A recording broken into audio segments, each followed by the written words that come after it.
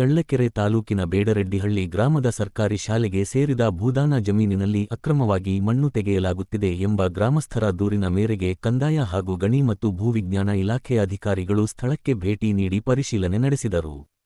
ದೇವರೆಡ್ಡಿಹಳ್ಳಿ ಗ್ರಾಮದ ಸರ್ವೆ ನಂ.